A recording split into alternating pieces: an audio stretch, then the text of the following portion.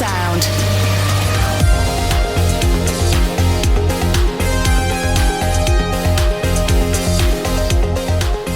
And welcome back to the Beyond Broadcast podcast, a show which takes a behind-the-scenes look at industry professionals and their lives working in the broadcasting and entertainment industry. Now today I'm speaking with a very special guest, So'omālō Iteni Schwalger. So'omālō is one of New Zealand's most respected broadcasters and interviewers, building a career that's taken him from being one of the youngest hosts at New FM and then to becoming an award-winning journalist and multimedia producer at RNZ. As a graduate of the New Zealand School of Radio, he's worked across announcing, newsreading, production, copywriting and podcasting, basically a man of all trades, and earning the 2023 Best Māori or Pasifika Podcast or Host Award and a finalist spot for the 2024 New Zealand On Air Outstanding Music Journalism Award. Now today he's seen behind the scenes as RNZ's multimedia producer for music, arts and culture, but his thoughtful, conversational interview style and passion for serving Pacific communities continues to make a lasting impact to this day, and it is such a pleasure to have you on, man. I'm so excited to chat to you. How are you doing, bro? Bro, I don't know how I follow up that intro. I really hope I don't disappoint, but I'm good, man. How are you, bro? I'm good, man. You're never going to disappoint, man. And like the great thing is I'm talking to you now. Obviously this may go out at a later date, but you're telling me you're already right in the office of RNZ, getting ready to prep for an interview, last minute call in that you're going to be working a shift. Bro, is it still pedal to the metal every day for you working in the industry, or are things chilling out a little bit more for you? I would say things are a little quieter in the sense that I'm not on the mic or on the camera every day, which is, to be quite frank, at this moment of my life, I really enjoy it. I've been in this multimedia producer role since November, so about 8 months, I think, and it's been peaceful. I quite enjoy not being like my face being plastered all over the internet, so I stay busy, but I quite enjoy it. Because would I consider you quite a private person? Are you someone that doesn't really like to be the center of attention, and it's kind of like this opposite world thing where like you kind of ended up in media, but like secretly you're a bit of an introvert yourself? Yeah, 100. Yeah. It's what a job to get into when you want a private life. When I was 18 and I first went to radio school, I thought like I wanted to be front and center. I like 100% was like, this is my future. I want to be on camera. I want to be behind the mic. I want people to know who I am. I don't know, like a weird ego thing. And as I got older, especially after I met my wife, it's just kind of like, I don't know if I think the internet was a big thing, because when I got into radio, you weren't on the internet. You could turn up to the radio station and you could be in sweatshorts and a singlet and it was fine. But now it's like, if you are doing radio, you are on camera, you are on the internet. And let me tell you, Jamie, TikTok, not a kind place. People think it's Facebook, but I reckon TikTok is like the most volatile of them all. I've only just managed to start dipping into TikTok. I'm one of those millennials that's kind of like aggravatedly, annoyingly tried to avoid it for so long and then finally dipped into it. And I couldn't agree more with you, man. It's a vicious, poisonous place, but you know, you got to be a part of it because it's like one of those things, as you said, like the multimedia aspect of everything now, you have to be on camera. You can't be hiding behind a mic, which is ironic considering the podcast that you're talking on right now is audio only. But yeah, man, I'm curious about that because you mentioned it in an interview once that your wife kind of pulled you in a little bit of being like, maybe you shouldn't be a public face all the time, because she's very much a private person as well herself, right? Yeah, my wife was, it was quite jarring for her when we first started dating years ago, because she was a bit like, she's a very private person, very humble person. And then we started dating and it was like, we're going to concerts, we're going backstage, we're going to these events. I'm not trying to sound like I'm some massively important person, but we were going to do things that like, you know, I guess when you've been in it for a long time, you can lose that appreciation for that sort of lifestyle and the people that you know. And she found it really jarring. And I think that sort of brought me back down to earth of being like, you know, and she never really forced me into a private life. She never really was like, you should go private. But there was this weird thing about just like, oh, well, I'm getting married, we're planning children.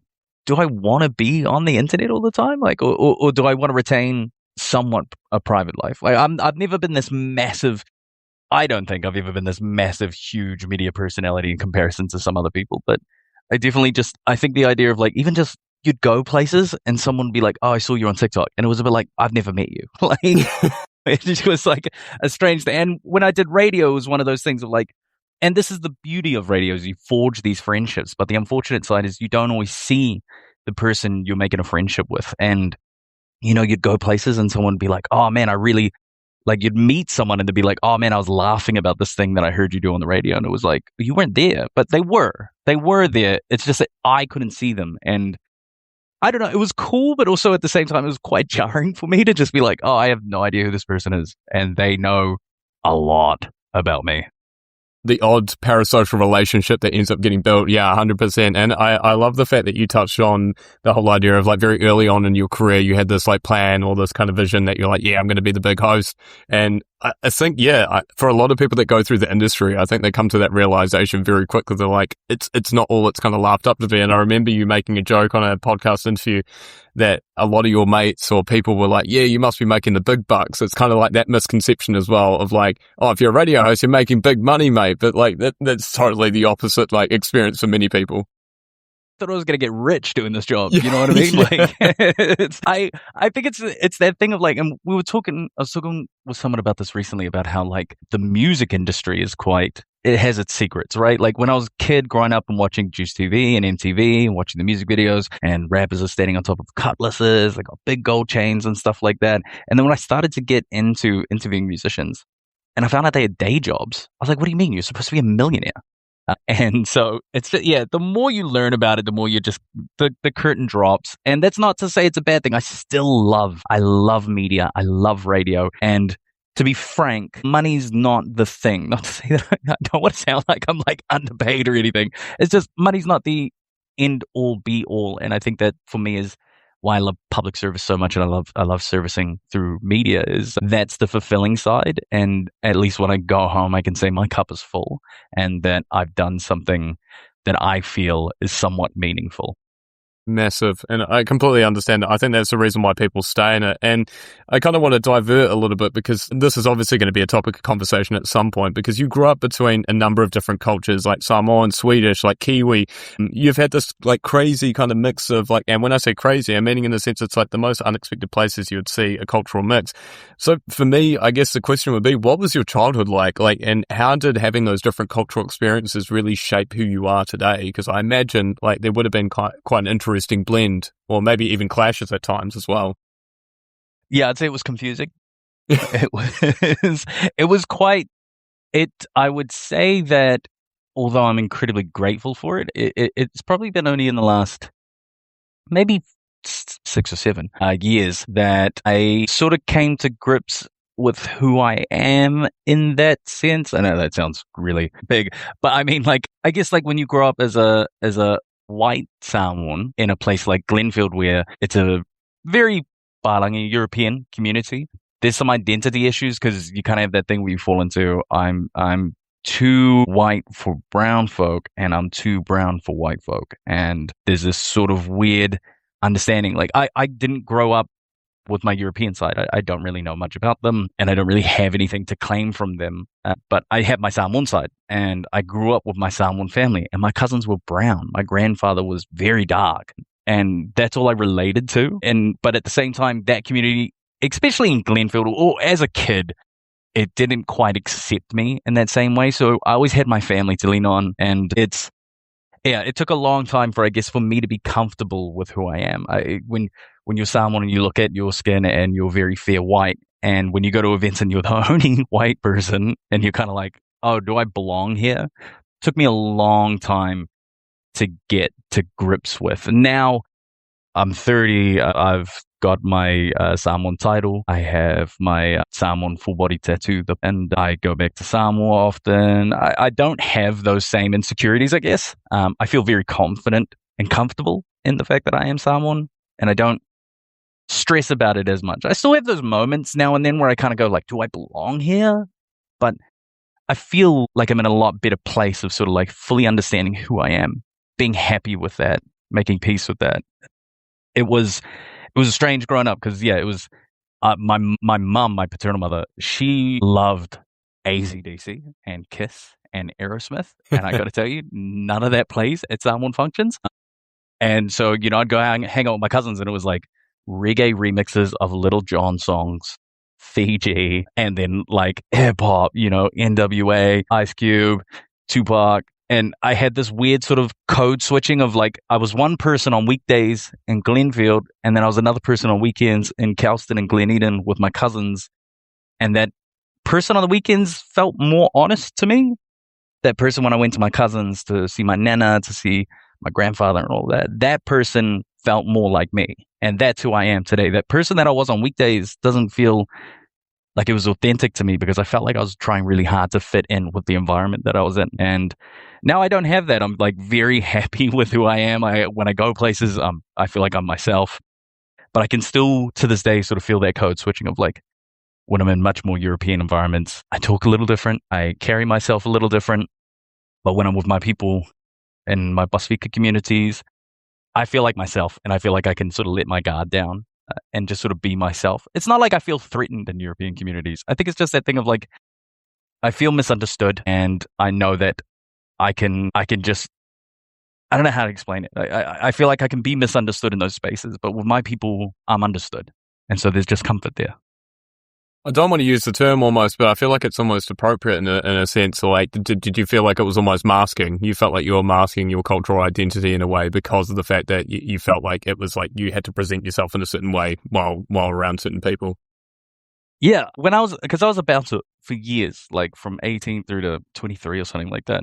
When people looked at me and thought it was okay to say racist things. And I always remember being like, oh, no, I'm not with yous on that. And like, people would be like, oh, man, these islanders. I always remember going like, yeah, what do you mean? And also, what is it about my parents that makes you feel like it's comfortable for you to say that? And so, yeah, I where am I going with this? I mean to say like, yeah, I feel like I masked a lot just to protect myself as a safety thing and to sort of guard that close to me because of this just general distrust for people like that. I think, it's not a really kind world out there and you got to guard your heart as best as possible. Massively, man. And I think especially, and I only speak of this because I'm a Cantabrian, so I think my experience in Auckland was probably very similar to maybe a lot of people that have come from outside of Auckland, that you once described Auckland as a very tough place.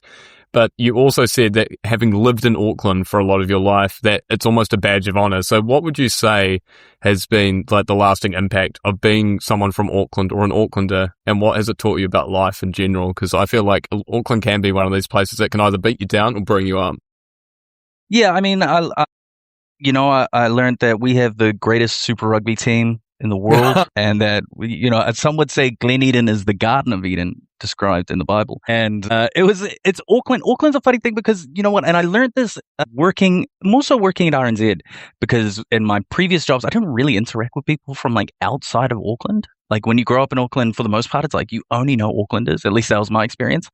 And then I realized like a lot of people from outside of Auckland have this understanding of what Auckland is, and they think it's this very snobby, sort of brutalist place. But for me, growing up as a Pacific person, Auckland was different. Auckland was brown. Auckland is the largest Pacific community outside of the Pacific Islands per capita. We beat Brisbane, we beat Utah, we beat every other country in the world. There are more islanders per capita here. And for me, Auckland was kind and had community. And so when I look at Auckland, I understand it. There is definitely 100% a very snobby, almost intimidating side to Auckland, but it wasn't that for me growing up.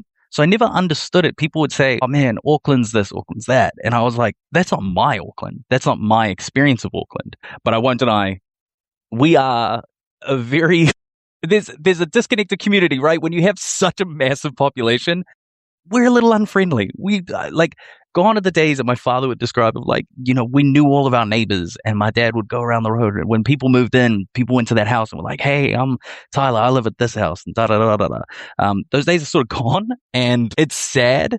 I feel like there's a lot of work and a lot of community organizations that are working hard to sort of break down those barriers and bring people together. But man, it's just, it is unfriendly. And I think I wear that as a badge of honor. I think of Auckland almost as this sort of like New York of New Zealand, where it's a bit of a hustle and bustle. Yeah, man, like it's a hustle and bustle. We got great sports teams, just throwing that out there again.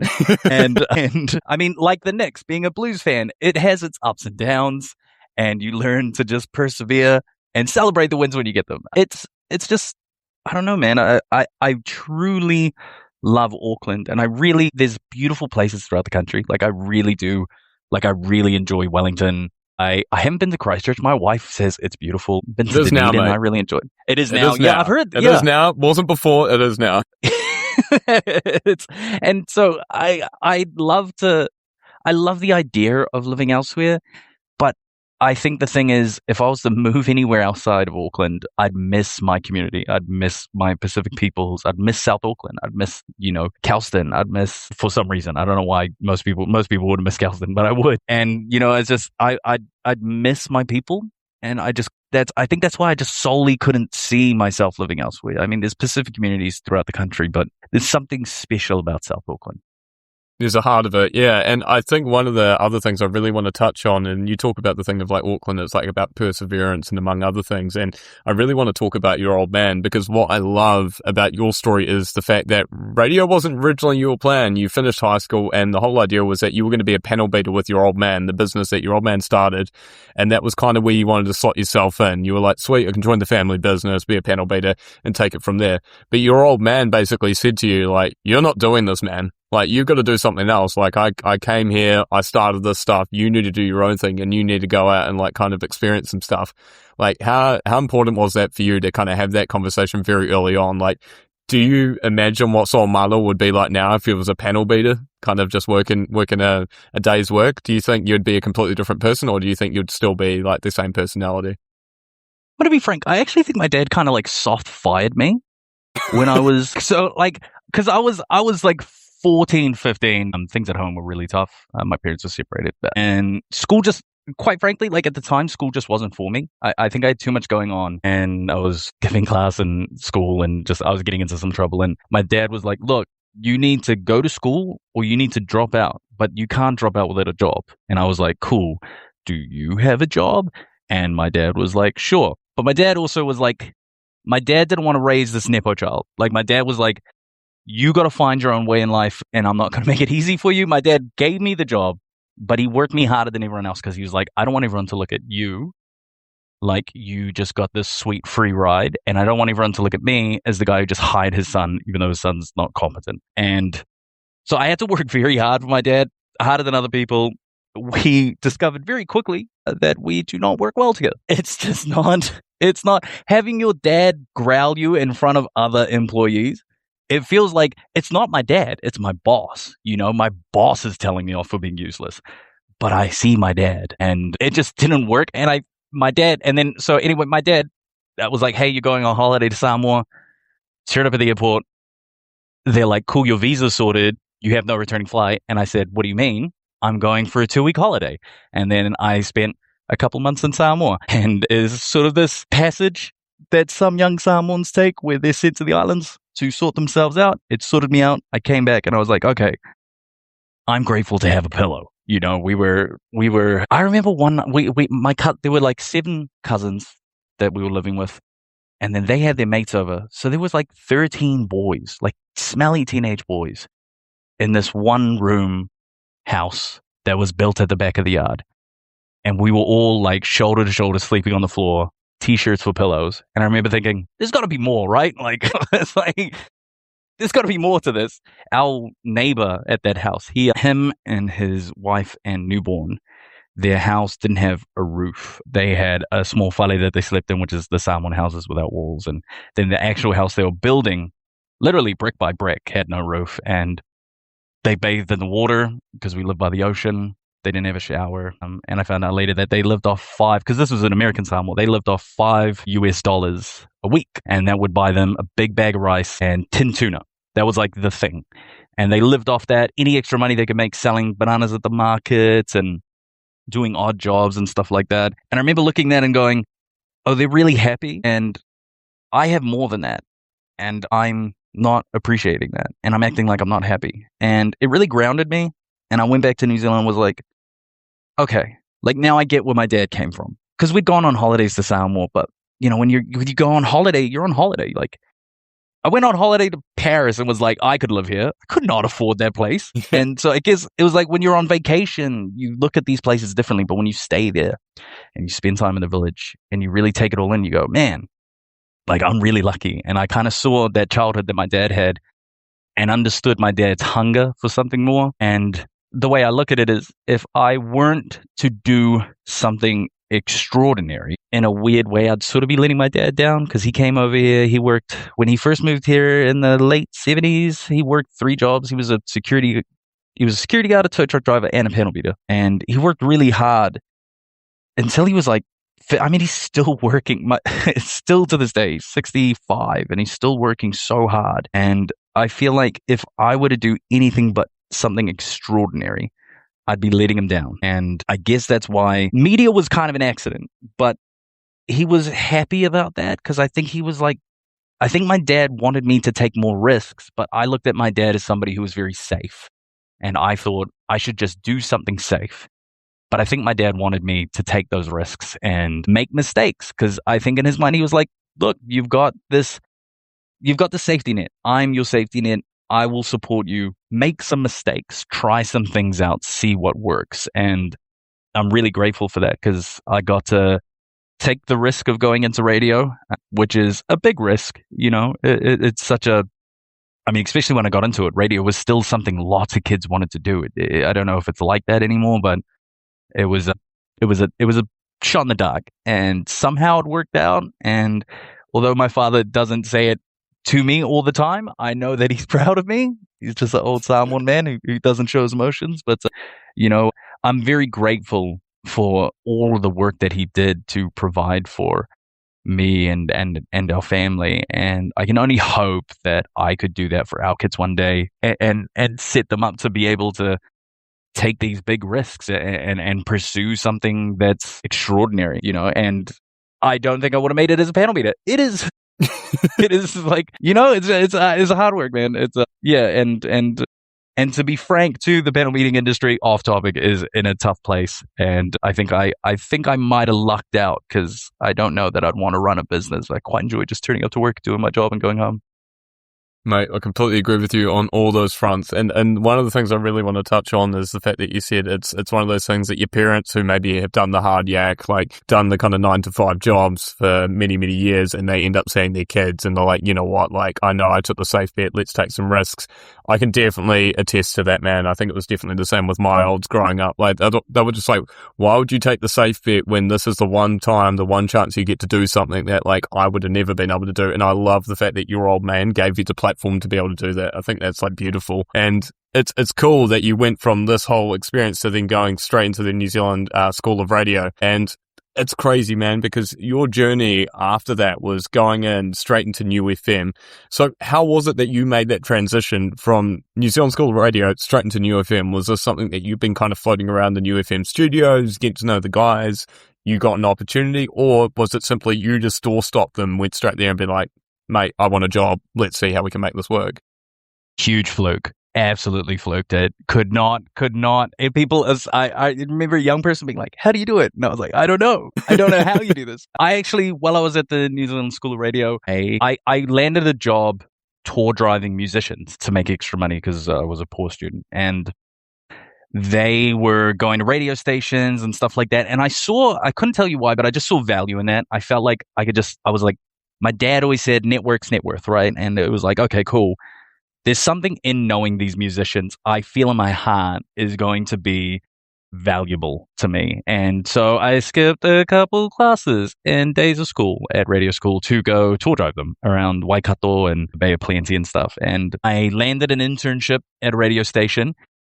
And then, because I was skipping so much time, my teacher was like, I can't give you this internship. You're not turning up to school. Like, I just can't trust that you're going to actually go do this internship. And it was kind of a blessing in disguise, because I remember that night, I think he told me on a Friday, and then I tour drove these musicians to Rotorua for a gig. And I was like, yeah, I lost my internship. And they were like, man, that blows. Like, how'd you lose it? And I was like, I think I kind of, without trying to be like guilt tripping anyone, I think I was kind of like, from tour driving. And they felt for me, because I think they felt the same way I felt, that this could be beneficial for me. And so they went up to an interview at New FM to record some like Christmas carols. And they were like, hey, we know this kid. He's coming out of radio school. You guys should hire him. And they did. A man by the name of Alfred Ahulele, DJ Elgoody, called me in for an interview. I sat down with him. This was strange. It was like, they went in at the beginning of December. I graduated. I think it was like, yeah, I graduated the 10th of December. I got the call on like a week before Christmas. I think I was there just after Christmas doing an interview. And then I was sitting in on shows over the New Year period. And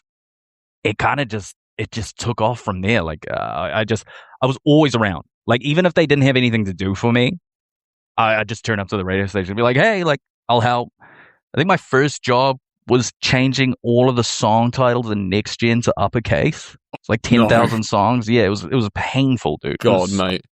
Unpaid, by the way, yeah. as interns do. And yeah, that took a couple weeks. And I think it was just me being like, just turning up every day, being like, yo, whatever you guys need. Like, I didn't quite like do the whole presenters coffees or anything like that, but I was just like, I'm happy to do whatever you guys are willing to let me do. And they let me do stuff, and I just hung around long enough that they were like, hey, do you want to do weekends? Do you want to do one show on a Saturday? And then that became a show on Saturday and Sunday, and then that became a mid till dawn, and it just sort of rolled on from there. But it was absolute fluke. I could not replicate those odds that I had, and I kind of was just guided by sheer will, determination, and luck. A lot of people took a lot of bets on me, and I hope I was able to pay that back to them. And it just happened all so fast too, because I genuinely I don't know. I Googled radio internships, and I think just one night watching radio interviews, I Googled radio internships, signed up for the New Zealand School of Radio, really didn't think about it. And then like the next day, the tutor was like, hey, do you want to come in for an interview? And I was like, cool. And he's like, it's on Grey Street. And I was like, sweet, that's by the Sky Tower. And he's like, no, it's in Tauranga. And I was like, there's other cities outside of Auckland. And then, yeah, and like 2 months later, I was moving to Tauranga doing this. So it was just kind of, it all just kind of snowballed from there. And I just out of, I couldn't tell you I was a well-organized teenager, but it happened. And I'm really glad it happened, because somewhere in between there, I always loved radio, but I definitely didn't think, oh yeah, this will be my future. And now it's all I have, Jamie. The Beyond Broadcast Podcast. But I love that, man, because I feel like it's the way you say it's just random occurrences. It's obviously not, because it did come from hard work, and hard work brings opportunities and good luck, because it's not like good luck just turns up randomly. And out of curiosity, man, I need to know, who was the group who did the intro for New FM? Do you remember who they were? Yeah, that was 3 poly reggae musicians who are still good friends of mine to this day. Sammy J, Swiss, and Tree. Still good friends with them to this day. I mean, they became like family almost. I mean, it was almost as big of a deal introducing my wife when we first started dating to them as it was my family. And I'm forever grateful that they were just like, oh, you're a good kid. Like, we're gonna plug you. And I really did not expect that to be something that would happen. I didn't ask them to do that. They just kind of came back and they were like, yeah, we spoke to Al Goody. Like, he's keen to take a chance on you. And I was like, what? And because also too, I think I went in for a tour at Pacific Media Network, the network that run New FM. And I went in for a tour, met the CEO, was keen on it. But then I'd been emailing him my Sky tape and my CV for months, and he wasn't replying. Turned out he'd actually resigned, and they hadn't set up his forward emailing. So no one was getting my emails, and I wasn't getting anything back. So I totally fluked it, and I'm forever grateful that that Swiss Tree and Sammy were like, oh yeah, well, you're like an 18-year-old that we've just met, but we'll vouch for you.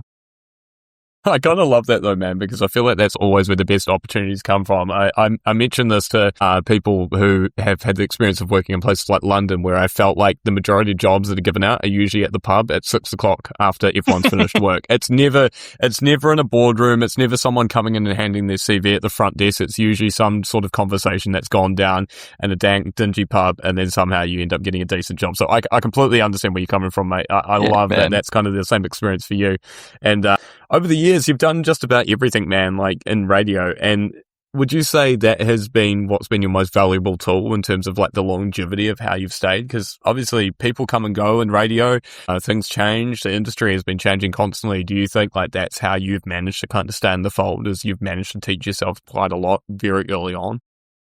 Swiss Army knife, man. It's so valuable. There we go. Yeah. Like, I mean, it's one of those things when you go work, especially when you come out of radio school, or your first job in the industry is with a smaller station, you learn everything, because obviously small stations just don't have a lot of people. They don't have a lot of money. So roles get triple folded in. And, I was doing I was doing weekend presenting. I was coming in and helping out with copywriting. I was helping do some audio editing, and I was occasionally they'd call me in to like read the traffic, and got paid for none of that for a period of time, as again interns go. Yeah, I think it was just from that experience. I was like, I always need a couple skills to fall back on. I have this thing, and I think it's the immigrant in me from my dad. That's just like, you need to earn your wage. You need to be valuable. And I constantly talk about, and it drives my managers nuts, where I'm like, I need to make sure I'm earning my wage. And they're like, you're doing your job. Stop. And I'm constantly like, I need to learn more. I need to be able to pivot. I need to be able, because I hate this feeling of, this is going to bother me when I get old, but just of being useless in a way, like I always want to be capable, and I want to be able to constantly be able to contribute in some way, shape, or form. And so I never like getting to that stage or that point, or something happens and it's like, I have no idea how to do that.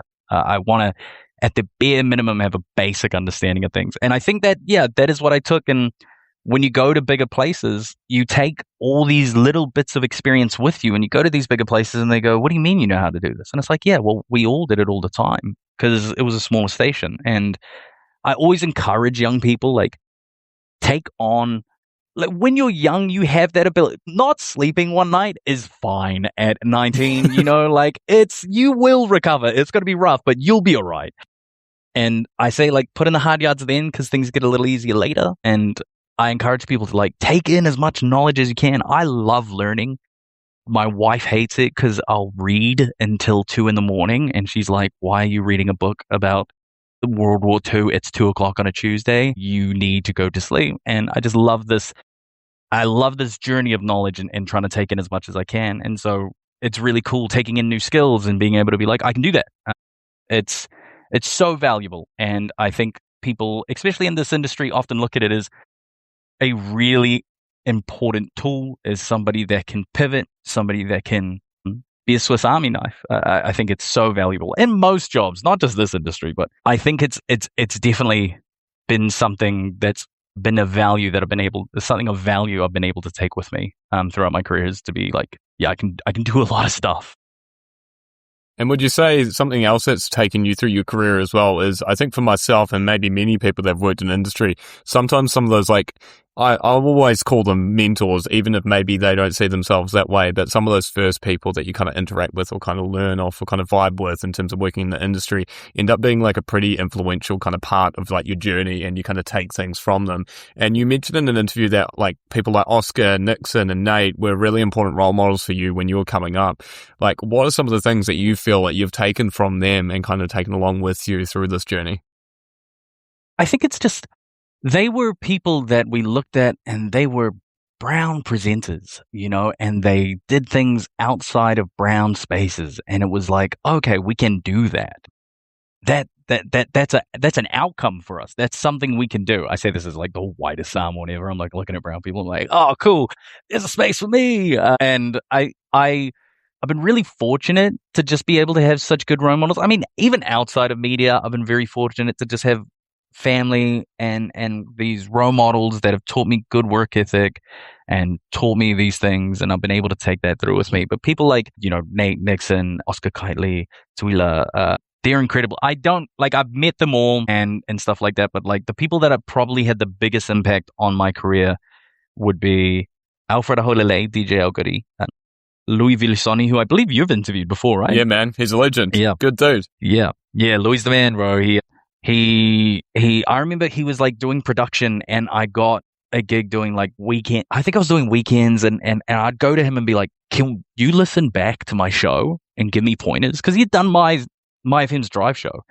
And I'd go to him and be like, man, what do you reckon? Like, can we do an air check?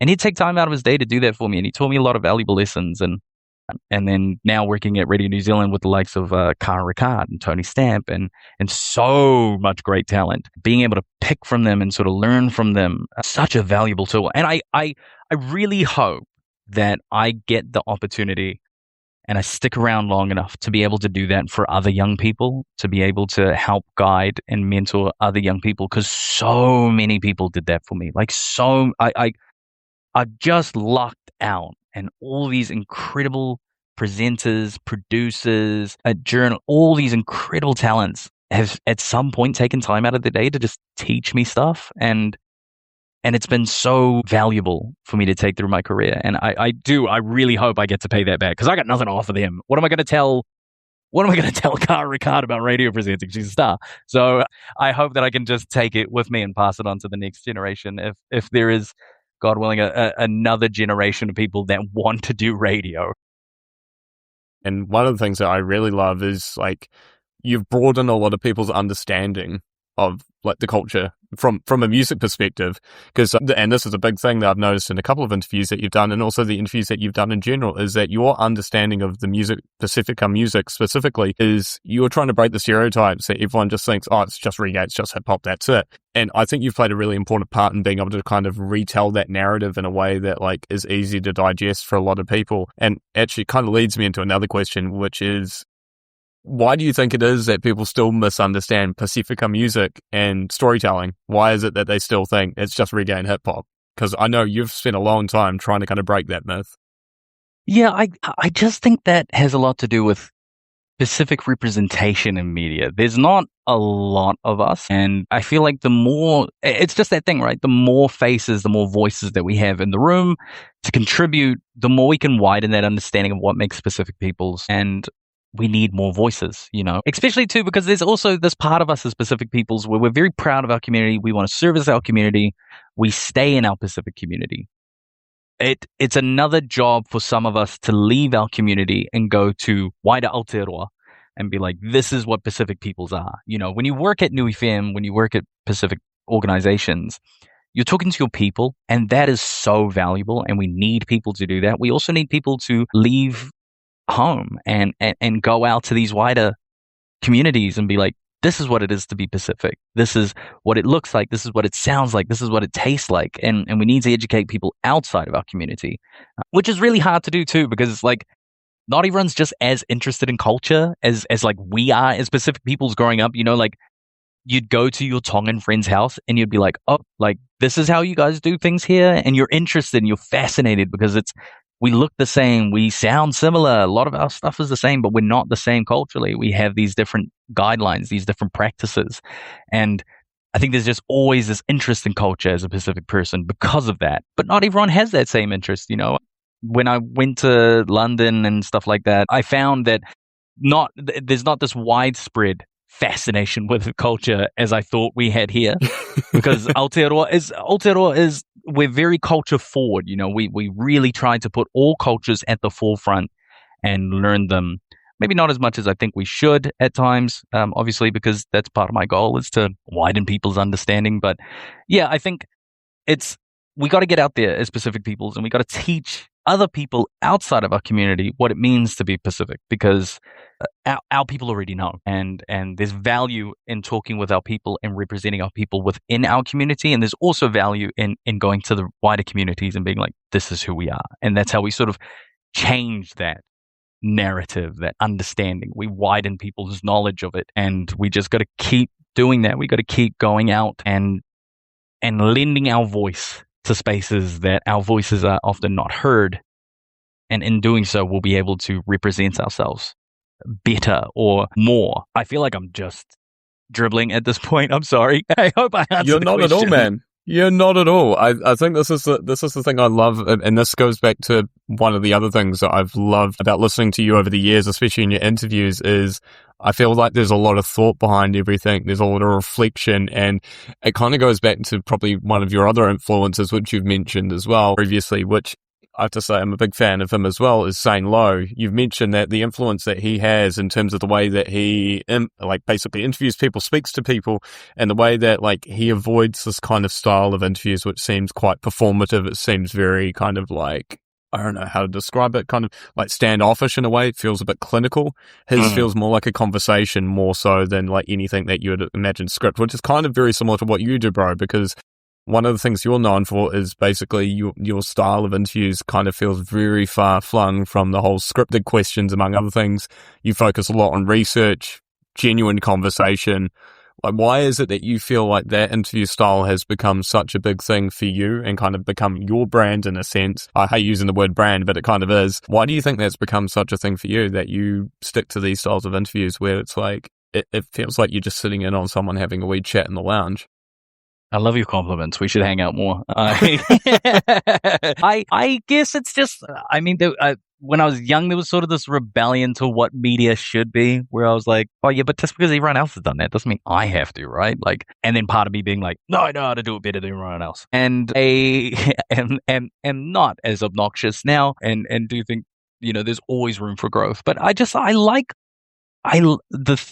the thing about radio, is that I love the conversations. I love the connection. And I remember people being like, in radio school, they're like, no ums, no ahs, speak clearly and directly and da-da-da-da-da-da. And there were these real refined understandings of how we talk to people. And I just remember thinking like, but that's not how people talk. People make mistakes in conversation. They are. It just feels organic. I didn't like this very robotic, almost performative way of delivering stuff, but it has its value. Right? Like, I think that's what I've learned as I've gotten older. There's times for that. There's places and spaces for that. But there's also real value in honest, organic conversation that is not super polished. And I think that's kind of where podcasts sort of started to fill that gap of like, what 100%. Radio was is, like radio was this really polished, proper product.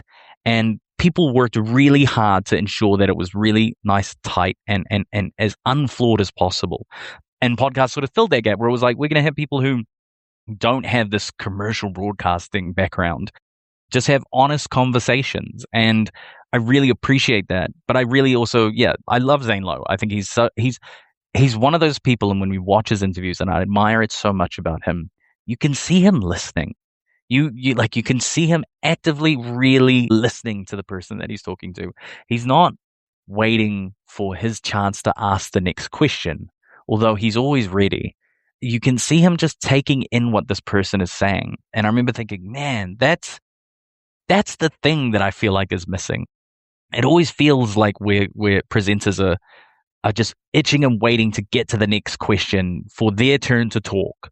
But we're not, like, in my mind, and I guess that's why I kind of like interviewing in a sense, is I'm not the star of the show here.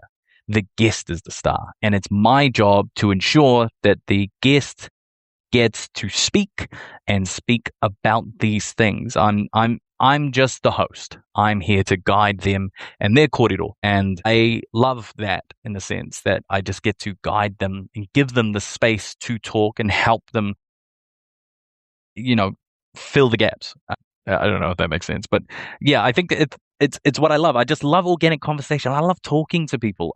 My wife hates it, but I love talking to strangers because I love just learning about people, and I love the weird quirks of like I love small talk. I think small talk, people hate it, but I really love it. I love asking somebody what they do for work, and I love really asking in-depth questions because I learn a lot about job. Like, this is a silly thing, but it's what I encourage people. Like, you meet somebody and they're like, I work a factory floor. I move boxes, and then I just go, oh, cool. Like, but what does that actually look like? Like, I think people will just scrub that off as a non-interesting job, but everything's interesting if you actually take the time to listen to it. What does that look like? Like, what are your hours? Like, how many people do you work with? Do you have a forklift license? Like, how do you get that? And I love learning, and I love small talk. And I think small talk is what guides you to these larger, wider conversations about things. It's manners, right? Like, it's the entree to the main dish. And I think people that engage in small talk can have more in-depth conversations. And I think you take that into interviewing of like, let's just have an honest chat. I hope that I can do it as much. I know I'm not perfect. No one's perfect. I always want to grow in my ability to present and be able to do a better job of it. And, working at Radio New Zealand with some of the greatest presenters in the country, it's really fascinating to see how they can still achieve all those things that I want to achieve, just in a different manner. And I love watching them work. I love learning from them. But yeah, I think that's one thing that podcasts really do a great job of, man. It's just, it's organic, raw conversation that maybe at times I think podcasts could do with a little bit of broadcasting experience. I think some good massively hosting. Yeah, like, can't just chuck somebody on a microphone and expect them to do a good interview. They got to understand what a good interview looks like or good interview sounds like and how you achieve a good interview. And I think that just with a little bit of training, a little bit of background going into it, we could have some really high quality podcasts because there's so many great personalities out there that could achieve such cool things with just a little bit of guidance. But yeah, also too, one thing when you start on radio, you look to these idols that you have and you try to replicate it and do exactly as they do. You can't do that. You got to find your own source. You got to find what works for you and your own character and kind of just who you are as a person. And when I first got into radio, I was like very much like, I'm going to do this because this person does it like this. And it takes a bit of untraining to kind of go, but who am I? Who am I as this person in this universe? And just kind of have like a short existential crisis and then come back to it. This podcast is powered by WIZZFX. We make brands sound sick. Music, radio, podcasts, sonic branding. If your audio needs to hit harder and stick longer, WIZZFX has you covered. Learn more at WIZZFX.com. Mate, honestly, my face is hurting from how hard I'm gritting at the moment because you touched on so many things that like just deeply get me in every single way. Like one being the thing that my partner probably hates, the fact that I do small talk all the time. She says, why does it sound like you're almost interrogating someone? I'm like, what do you mean? She's like, you're asking all these questions. You don't even know this person. I'm like, yeah, but I'm interested. I want to know everything about them. She's like, but you've just seen them. You've walked past them. And I'm the exact same as you, man. I have this just keen interest in just people. Like, I don't know where it comes from, so I totally relate to you in that sense. And the other thing I really want to touch on is, yeah, you mentioned that radio has got to a point where it is so polished that some of the natural kind of like the thing that makes radio amazing has kind of left. But I think RNZ has actually really captured that, and it's always the reason why I've been such a big fan of Radio New Zealand is I just think their content allows that space to breathe, especially in conversations, chats, among other things. And I love your take as well on the fact that listening, I feel, has been a bit of a lost art for the most part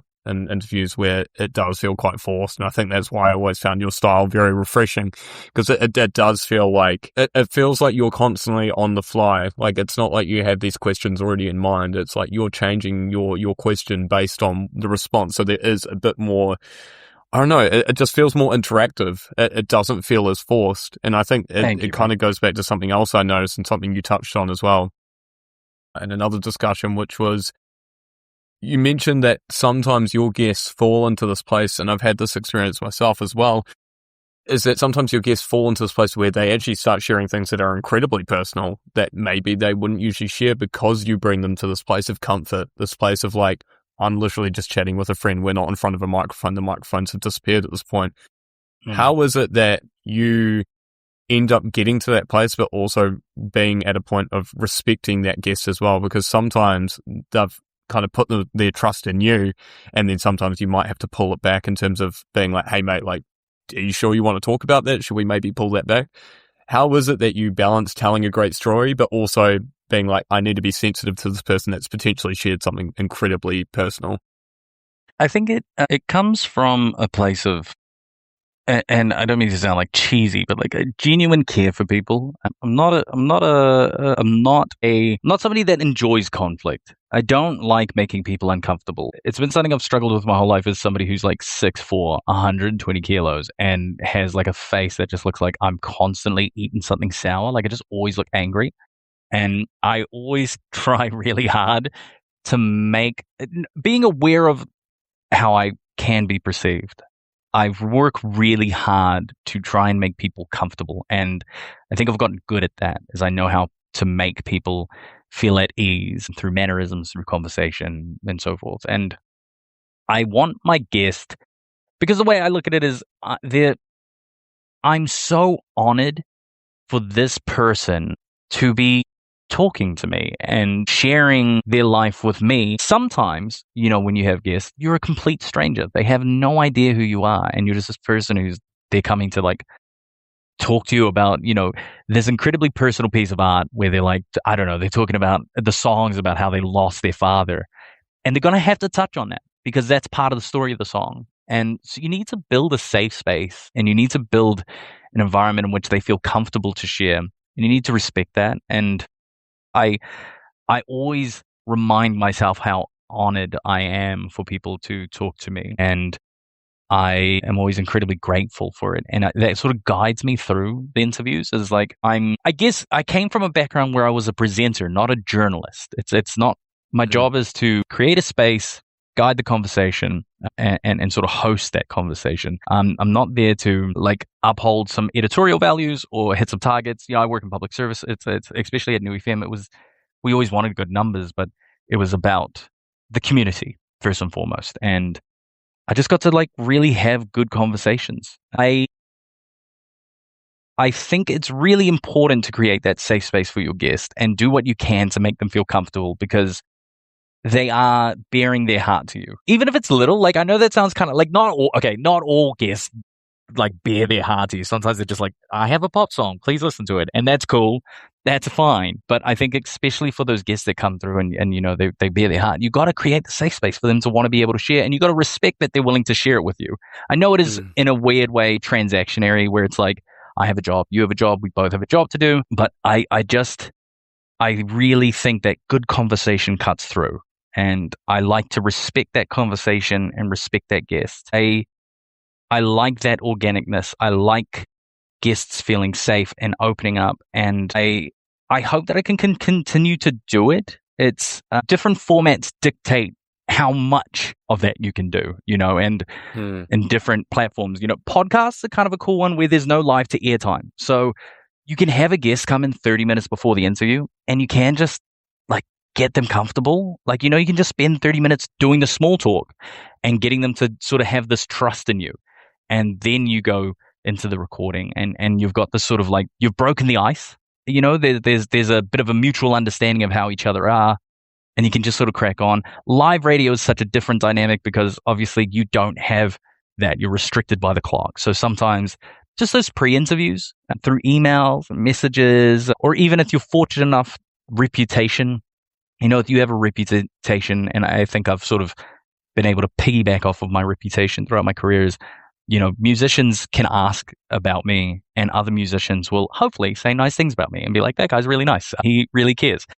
And then those musicians are able to take that with them into the interview with me. And I've been fortunate in that. It being nice doesn't cost anything. And where you can, it always pays off. Like I've always found that my kindness or creating those safe spaces has continued to open doors for me, especially just, getting returning musicians, getting them to come back. Even some of the bigger names, when they come through, if you treat them like a human and not this gold mine of content, because you're like, oh, look how many followers they have. I want to get everything I can out of them. If you treat them like a human, you kind of get this cool thing back where it's like, they feel respected, they feel appreciated, and they want to come back. And it pays off, like it costs nothing to be kind. And that doesn't just operate within society. It operates within an interview space, creating that safe space.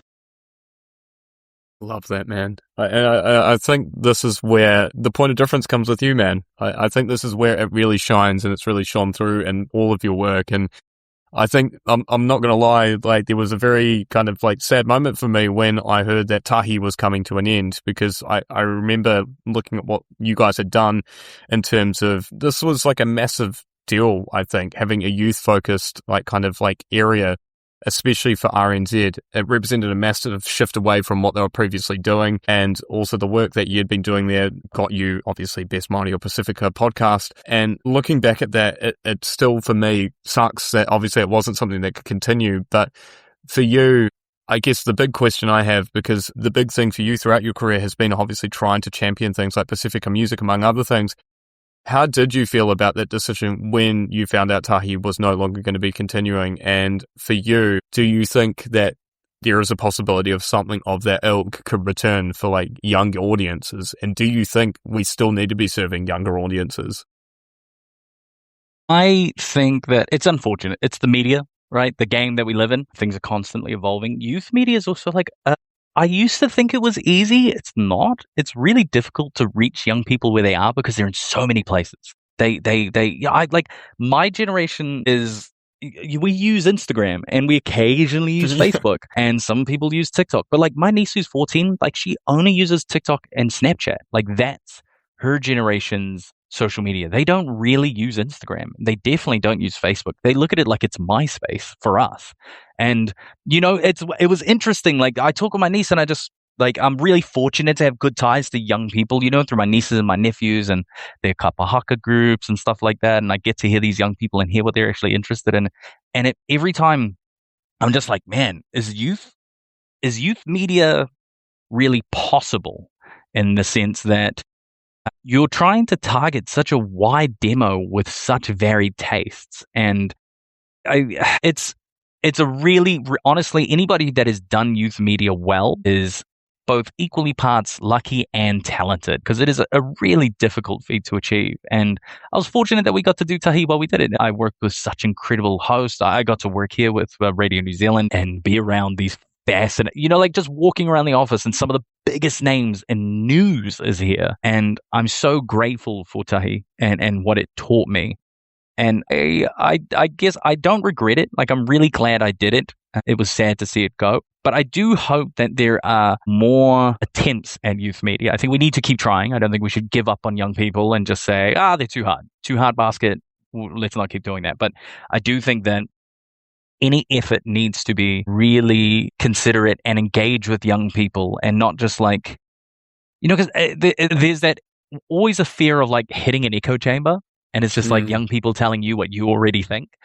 I think it's about getting out there and finding out what actually do young people listen. Because, sometimes I read stuff and I think it's like, oh yeah, young people are interested in these things. And I kind of go, is that not a bit generic? Like, because that doesn't feel organic. Because when I talk to young people, they don't have the same interests and they don't believe the same thing. Also, too, like, not all, in the same way with adults, not all adults really care about the same things we do. When we work in this industry, we have, we really uphold integrity, honesty, accuracy. These things are massive values to us. And for the general people, they don't know that that's a priority for them. They not necessarily like top of mind, I think. They want it, but they don't like identify it as that. But young people, like, I think figuring out what do young people actually want? What do young people actually need? How do you actually get it to young people is really important. And we can't just sort of like lump them in the too hard basket, and we can't just all sort of lump them together, because especially Aotearoa, we have so many cultures, communities, and within those are young people. And how do you target all of them? That's a really difficult task. So I think there needs to be more attempts. I think that there needs to be I think we just need to keep trying, but I don't know how we do it. Honestly, I don't know. I don't have a definitive answer for it, because it's really difficult. I hope that we can figure it out, because I think young people should be represented in the media. I don't think young people should be treated as naive. I don't think we should look at them and say they don't like the news, but I also don't want to sit there and tell them that they need to like this news because I made it for you. It's young people. Like, you don't want to hit that spot where it's just like, well, we made this cool youthful thing. Also, too, that as a young person kind of would turn me off if somebody was like, we're young people and we made this young thing for young people. And like, as a kid, I'd just be like, ew, like, what, like, ew, stop. You're trying too hard. So I think there's almost this organicness that needs to come from it, where it's like, you don't want to like be like, we're young for young. Yeah, there needs to be some sort of organicness to it, and I don't know how they achieve that, but I don't want people to stop trying. Young people are the future, and we always need to hold space for them. I love that take, mate. And I agree with you as well, because I think maybe like 20, 30 years ago, there was like this kind of homogenized culture where everyone was kind of following the same thing. But yeah, as the kind of media spectrum kind of grew, influencers came in, people got interest in different things. I feel like, yeah, that whole day of like, everyone listens to the same radio station is completely gone. Like it's a bygone time. And I think you're totally right. It is a difficult task, anyone trying to tackle youth media, but anyone who is brave enough to do it, like, credit to them, and the work that you guys did over the years was great. It's one of these things that I feel, yeah, youth is always going to be the most difficult target, but the fact that Radio New Zealand and the guys in your crew attempted to well, not even attempted, because you did a good job of it. It's just, you're right. The audiences are everywhere. So how do you end up capturing them? And I think what you guys did over the years was great. And I really do hope there's a return to it. And in that sense, there was that pivot point for you where you moved from being behind the mic to then stepping into being a multimedia producer. Now, was was that period for you difficult? Did you find that hard? Or was it something, as you said earlier on at the very beginning of our conversation, it was like kind of a breath of fresh air for you because you're like, I'm no longer in front of the camera. I get to kind of like do my thing and kind of like really focus down and knuckle down on what I really want to do. And do you feel like it kind of gave you the space to kind of really dictate where you wanted to take your career next? What was kind of your thoughts on that? Yeah, it was a difficult time. I was getting married and I was trying to pay for a wedding, and so I had that on my plate at the time, and that is enough to drive anybody insane. And I had a lot on my plate, but honestly, there was I had flagged it to people that I was looking to get off air. And I think it's just because, something I ran into a lot was like doing Tahi was like, I've grown up around brown people, and I sometimes forget that I am a white ginger man, and I'd crack jokes about Islanders, and then the comments on TikTok from the clip would be like, what is this white guy saying about us? And I was like, oh yeah, that's right. Like, not everyone knows, and it's because it's definitely not obvious. And I just like, man, being on social media like that, like we were on social, like we had clips rolling out like twice a day, sometimes at 1.3, 4 times a day. And dude, I did not enjoy that. And I just really didn't like that. People say don't read comments. There was 4 of us in the team. We moderated our own comments. I had to read them. Like, so It was like, yeah, it was really tough. And I was really glad because, yeah, it sort of just timed out. It was like, I'm getting married. I kind of want to just live a private life and be behind the scenes, and also pursue as humble of a life as I can. And it just kind of, it did. It was kind of what I wanted. It came obviously in a difficult way, but I'm grateful that I got to continue working with Radio New Zealand, and they were really supportive of me and helping me. And I again, it goes back to being a small team, right? Like I had that at New FM. I had that with Tahi. We were a small team. We did a lot of things, and I learned how to operate all of the cameras. I got real great skills in filming and editing. And when the multimedia producer role popped up, I was like, well, I've been doing that for the last 3 years. Like I could continue to do that. And I got to take those skills and continue to use those skills. And again, it's that Swiss Army knife, right? Like being able to take stuff you've learned and try and take in as much knowledge as you can paid off in the end. I was able to be like, yeah, cool, I can do more than just this one thing. And yeah, being able to be behind the scenes, and also still though, working here, I have these opportunities when they arise to still do news and still do interviews. When it comes around, it's like, hey, yeah, I now I'm sort of in a really beautiful spot where it's like when stuff comes around that I'm genuinely interested in, I can put my hand up and be like, I'd like to do this, and I get to do it, and it's cool. Like I'm really lucky. Multimedia producing is quite a strange thing, I think, across the industry at the moment, because we are shifting that thinking to digital only and digital facing, and trying to figure out what works. Sort of being at the mercy of an algorithm is at times really painful, You're just hoping that you make this really cool thing and you put it out on social media, and then like, I don't know, it's happened to me, dude. You get like 80 likes and that's it. And you're just like, it gets like 1,000 views, and you're like, this is this really cool thing. Surely more people can see it. And so learning and understanding how social media operates, learning best ways to sort of game that algorithm and get this content to the audience that deserves it. I love a challenge, and it is challenging, and I really relish that. I think if I turned up to work every day and it was easy, I would probably get really bored of it really quickly. And yeah, again, and too, working with music, arts, and culture, like the incredible teams of Culture 101 and Music 101, there's so much talent there, and there's stuff that I'm interested in. And we sort of have the same kaupapa of servicing our communities and celebrating the arts. And I get to keep doing that in one way, shape, or form. I don't know if that's a one shape or whatever. Anyway, I'm really fortunate to keep doing it and work with such talented people. It's yeah, man, again, fluke, absolute fluke. And it's cool. Like I really do love being on multimedia and learning how social media works. And I also at the same time hate social media. It's one of those strange things, right? Like I hate it. I wish I didn't have it on my phone, but now it literally is my job. And I just cannot escape it.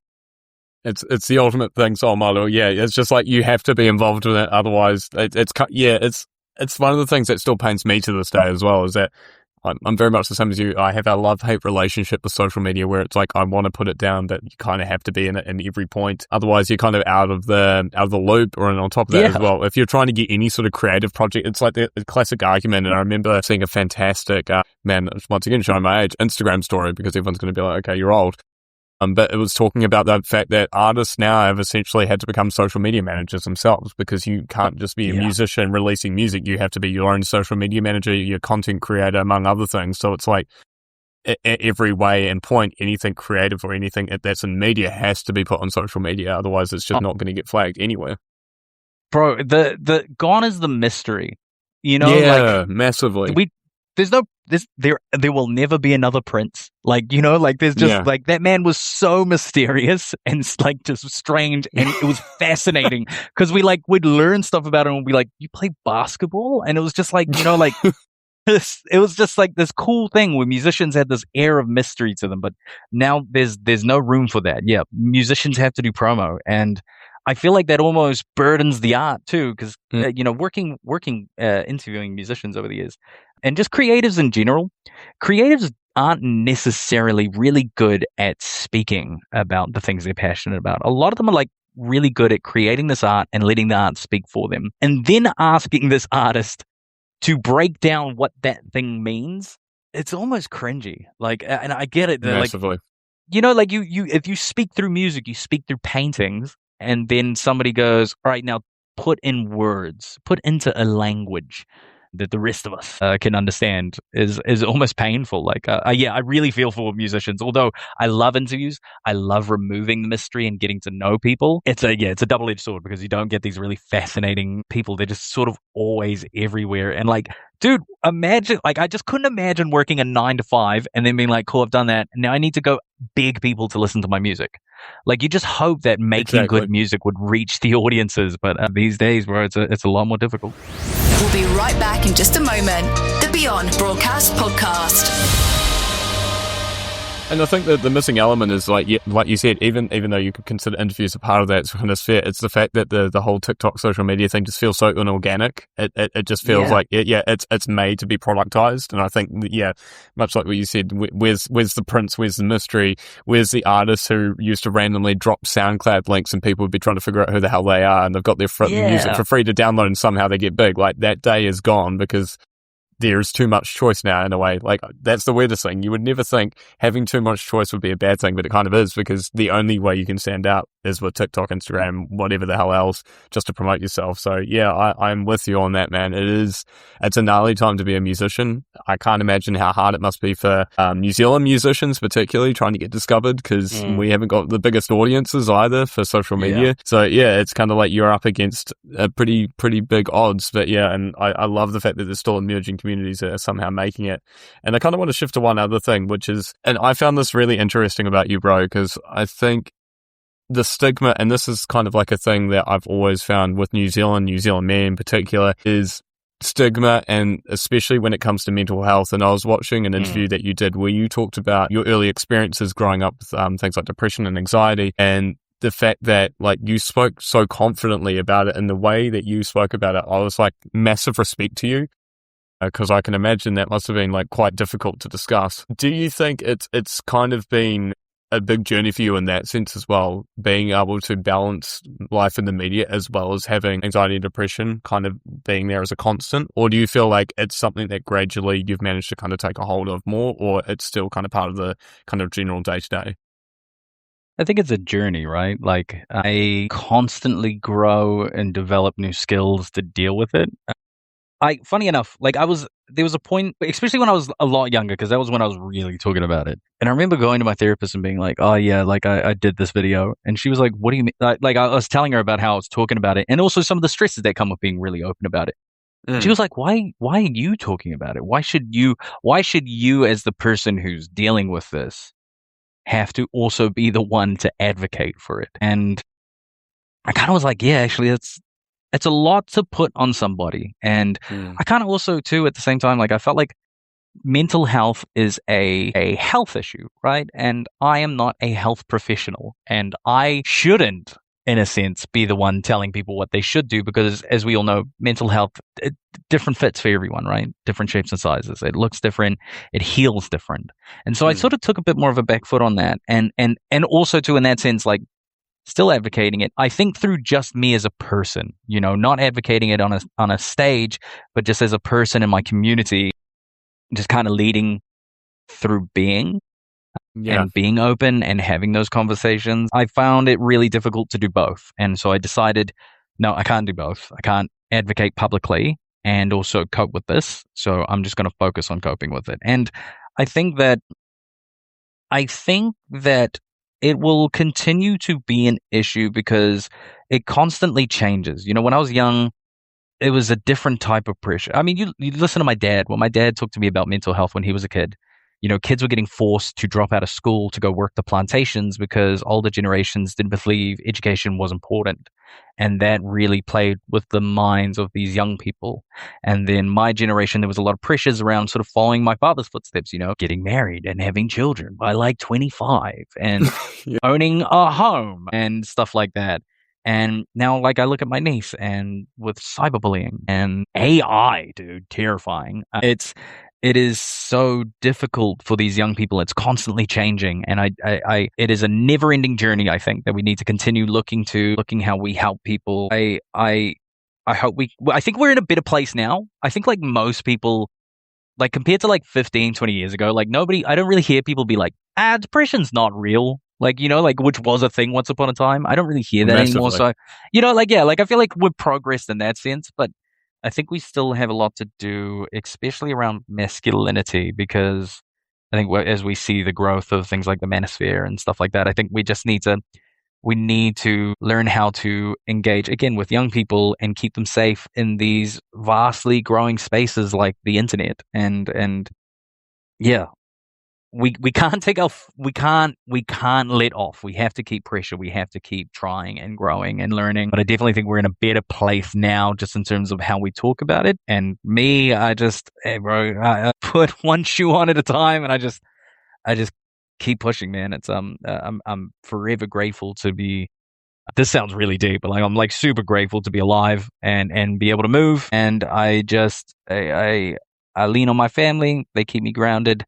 They keep me safe, and yeah, man. So we've been on this massive journey, So'omālō. Like, we've talked about everything from your start of your career, you getting into the thick of it, among other things, obviously, the kind of philosophy that you have about interviewing. And mate, it's just been such a pleasure getting to talk to you. And one of the things that I really want to go back to is you said that you really wanted to be this person that would be a mentor potentially for young people coming into media now, however that may look, because as you said, radio's changing constantly, media's changing constantly, things might shift all to TikTok and AI, who knows what's going to come next. But for someone who might be listening today, who's looking to build a career in media and thinking like, what the hell do I do? Like, where do you think they should be starting? And I'm not looking for you to have all the answers, man, but like, what would you say is like the first step that someone really needs to kind of take to kind of get into this industry? You know what's so funny? I got asked this in a podcast before, and I think I just straight up blacked out. And when I came to, I was like, "Oh, did I make any sense?" Like, and I was like, "I don't know that I'm this." Like I say, like, "Yeah, I want to mentor young people," but I'm like, "What do you say?" I think if you love media, you do whatever you can to get into it. I think while also retaining some sensibility of you and your well-being, because this industry's grown a lot and it's changed a lot, and we're not, I think the like sort of like 30 years ago, young people getting into this industry were kind of exploited for their labor, and I think we're in a better, safer, healthier environment. But I think staying true to yourself and having goals in mind and working hard. This is all super generic. I think that we need more young people. I think that we need more people getting into the industry. How that looks is changing. Young people can just pick up a mic and make a podcast. Young people can just film TikToks and in a way sort of become these sort of pseudo presenters. And I think that if you really love it, find how you want to do it. But there are more ways to do it than one. Not everyone has to be presenters. There are other stuff in this industry of entertainment and information that is really fascinating and equally important. And then I think going to things like, although there are less and less of them, broadcasting schools or, communication degrees and stuff like that, I think they're really valuable in the sense that they provide you an understanding of what is out there and available and what might interest you, because I thought I was just going to do presenting forever and have quickly discovered maybe I don't want to do that forever. So I encourage young people to go out, get it. If you really want it, you're going to have to work for it. It is one of those industries where there's a queue around the corner of people that want your job, man. And there's people in that queue that could do it way better than you. So you just have to keep pushing. It is a ever evolving industry. And if you love it, you will find a way to do it. And there are more than one way to do it. Yeah, my English is going. I'm so glad we're at the end of this. And I encourage young people. We need your voices. We need more of you in this industry. You are the future. And I hope you never take my job.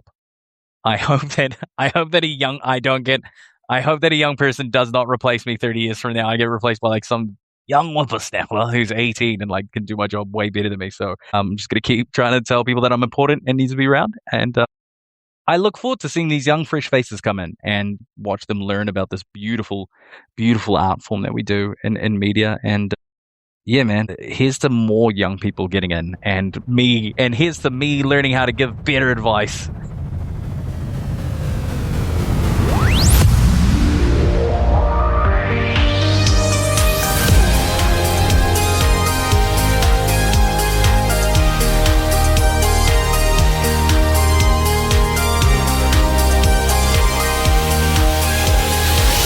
Listening to this episode of the Beyond Broadcast podcast, proudly sponsored by WIZZFX, specialists in audio branding. If you enjoyed the show, give a 5-star review on your preferred podcast platform. You can connect with the show on Instagram at Beyond Broadcast Pod and subscribe for updates on new episodes.